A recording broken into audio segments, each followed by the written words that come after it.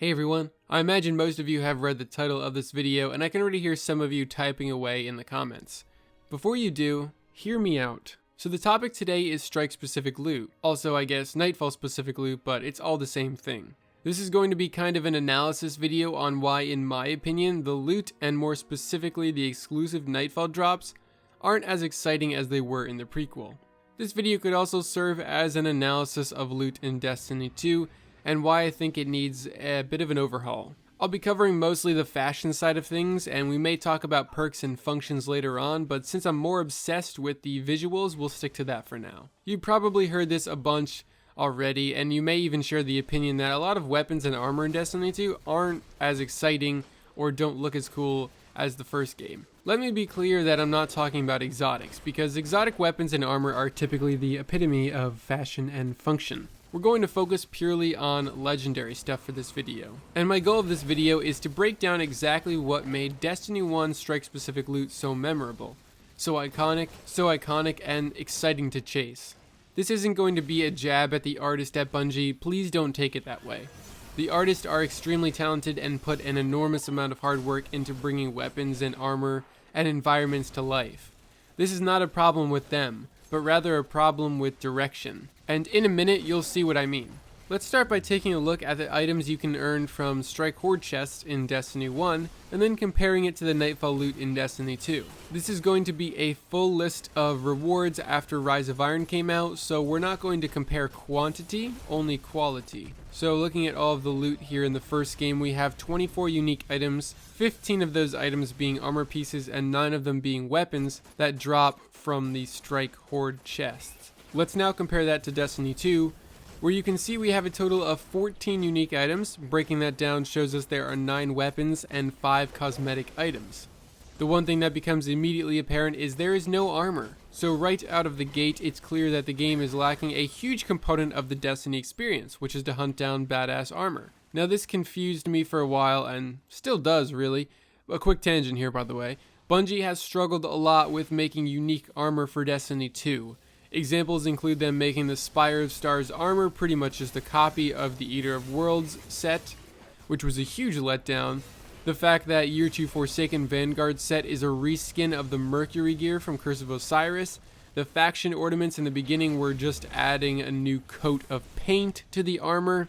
And like I mentioned, there's no Nightfall specific armor, whereas Destiny 1 had 15 completely original boss themed armor pieces. It's bizarre, and while I know reskinning armor and weapons isn't a new concept to the franchise, it seems to have become a bigger problem with the sequel. I don't know why this is, especially when there are 3 studios working in tandem to make content for this game. Anyway, a big problem with the current loot pool of Nightfall specific items is that having a bunch of cosmetics take the place of what I call actual loot just feels terrible. While I believe that Ghost, Ships, and Sparrows should have a place in endgame activities like the Raid and Nightfall and Blind Well, it should always be a bonus item. It should never take the place of a weapon or piece of armor. I don't know about you guys, but whenever I get a cosmetic item, I have about 3 seconds of excitement when I first see the item, and then I never think about it again. Cosmetics mean almost nothing to me, and the only cosmetics that I'm really into are exotic ornaments. Other than that, I'd much rather be hunting weapons and armor. There are a few cases such as the Whisper ship that I do very much like that cosmetic item, but for most of the game, I can honestly care less. And when it comes to Strike or Nightfall specific items, cosmetics shouldn't be the only reward. They should be an additional reward on top of a very cool, exclusive armor piece or weapon. Now for me, the following is going to be the biggest reason a lot of loot is boring to me. I think everyone who loved Destiny had a favorite Strike themed armor piece, right? Whether it be the Cloak of Taniks, Maul's Maulers, or the Cyan Flare Cloaks. These armor pieces were iconic and very unique. They stood out from the raid armor. From generic legendary sets you could buy from the Vanguard or Crucible, they had their own identity, and when you saw someone with one of these strike-specific armor pieces, you knew exactly where they got it. For most of the Destiny 2 Nightfall-specific loot, you really have a hard time telling where the items are from. If you didn't already know which strikes drop which item, could you tell me where the trichromatic shell drops from? What about the universal wave function ship, or the Silicon Neuroma sniper rifle? Aside from 1 or 2 items, the loot doesn't really have any unique identity. Granted, even in Destiny 1, a few of the weapons just looked like generic legendaries, but if we compare all of the strike-specific loot from Destiny 1 to the Nightfall exclusive weapons of Destiny 2, it's clear which ones got the treatment they deserved. Not to mention, strike-specific weapons from D1 had perks that deal extra damage against Taken, or Vex Minotaurs, or Fallen Captains, and that's why Nightfall Specific Loot doesn't really excite me as much as I wish it did. I want weapons and armor that feel like they were once wielded or worn, and even crafted by an ancient enemy.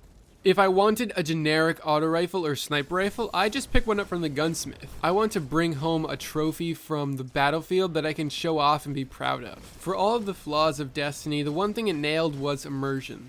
I fully believed I was running around the moon or Venus and stumbling upon ancient alien loot, or fighting my way through the darkness and claiming a trophy at the end of it that felt otherworldly and epic. Who knows what kind of armor and weapons my Destiny 1 character used? It looked dangerous, and it probably was. I feel like Destiny 2 is missing that alien feeling. On screen right now, you're seeing a ton of concept art that fans of the series have made over the years that I just pulled from Google Images. While most of these concepts are for exotic weapons, it just shows the endless possibilities and creativity that feels like it's missing from a lot of Destiny weapons. So many weapons are missing that sci-fi, space magic feeling. If I wanted a weapon that felt like it was used in the military, I'd go play Call of Duty or any number of generic first-person shooters. I want Bungie to turn things up to 11. Give us some crazy legendaries that look like they could be exotics. Tie them to endgame activities to give us something to chase. It's a crime that the Shattered Throne dungeon has no rewards other than the Wishender quest. You'd think that maybe there is some badass legendary weapon or armor piece for soloing Flawless or something like that, but nah, all you get is an emblem and a triumph worth 0 score. Now, there are some fantastic weapons in Destiny 2, don't get me wrong. Namely the raid weapons, which are always top-notch and beautiful, and they definitely feel like they're not from this world. And most of the weapons in the game don't look bad by any means, they just aren't exciting. There's nothing exciting to me about hunting down a Militia's Birthright or a Braytech Osprey. I'd much rather have an armor piece that's fashioned out of like Nokris's headpiece, and maybe even a Taken Cabal weapon, or a Taken Cabal shield that you could wear on your back from the Lake of Shadows boss. My hope is Bungie can provide a change of direction for the loot in Destiny 2. This is a sci-fi fantasy space shooter. I want to hunt down alien weapons and armor. That's a huge part of what got me so hooked on the first game. And it's something really important to me that is completely missing from Strikes and Nightfalls. In a perfect world, we could have Strike-specific and Nightfall-specific loot together. Strike-specific armor and weapons themed after the boss, whereas each Nightfall had a crazy weapon or armor piece that's on the level of an exotic that you have to hit an insane score to get. It would be super cool with the whole Black Armory DLC coming up if the exclusive Nightfall item was of Black tier rarity, and it was so unique and crazy that people would drool over it. I know I'm just pipe dreaming here, but I think that would be super cool. I'd also love to see more enemy faction weapons too. Right now we have things like Queensbreaker and Lord of Wolves back, and we also got things like Skyburner's Oath and Legend of Acrius. And I think Bungie should keep expanding on those and introduce some legendary items that come from the enemies. Like more Hive weapons, Scorn weapons, more Cabal weapons, Fallen weapons, and more Taken weapons. Just give me more legendaries from all of the factions. I think that would be super cool to wield more enemy weapons. I know it's a hell of a lot easier to come up with these ideas than it is to actually make them work in game, but I sincerely wish for Bungie to go as crazy with the loot as they did with the Dreaming City and the lore. Quickly summarizing this video, the key things I'd like to stress are: the current Nightfall specific pool has no armor in it, and cosmetics replace real valuable loot. Most weapons and armor don't feel alien enough and aren't unique. They aren't themed to the boss and feel out of place. And finally, skeleton keys should definitely make a return again, and strike-specific loot in heroics need to return again. Overall, loot needs a huge upgrade. I want Bungie to go absolutely nuts with it. And that's going to do it for this thoughts video. If you agree with what I said, let me know, and if you don't, be sure to tell me why as well. I enjoy starting these discussions, and there's not too much going on right now in the world of Destiny, so I've been really enjoying getting to do these kind of videos.